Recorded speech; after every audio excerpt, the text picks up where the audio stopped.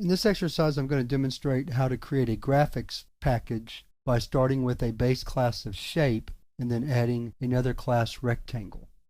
We start off by first creating the base class, which is shape.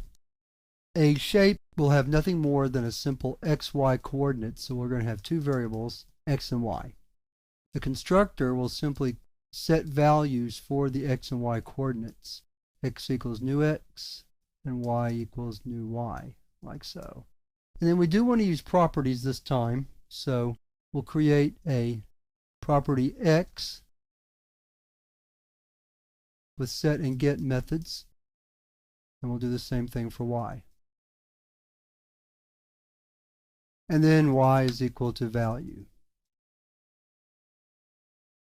Finally, we're going to create a virtual method draw. Got to start with return.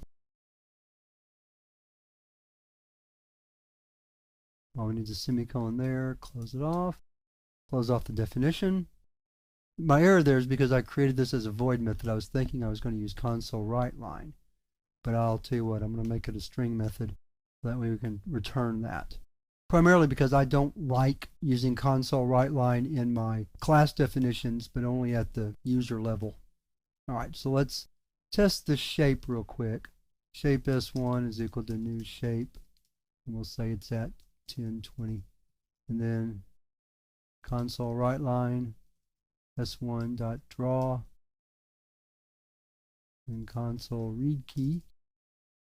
We can run the program. Okay, so then we can take this shape class and create a rectangle class. So it inherits from shape. It will have its own set of methods, private int width and height, to define the rectangle.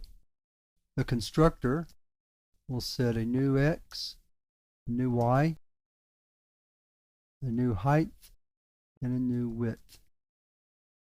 So we'll call the base constructor with new X and new Y, and we'll write height equals new height, width equals new width. And then we need some property methods for width and height, so public int height, to get return height,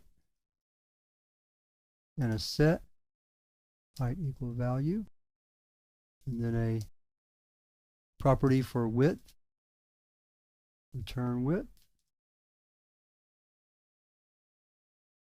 And then finally we're going to override the draw method, clear out the stuff it added to it.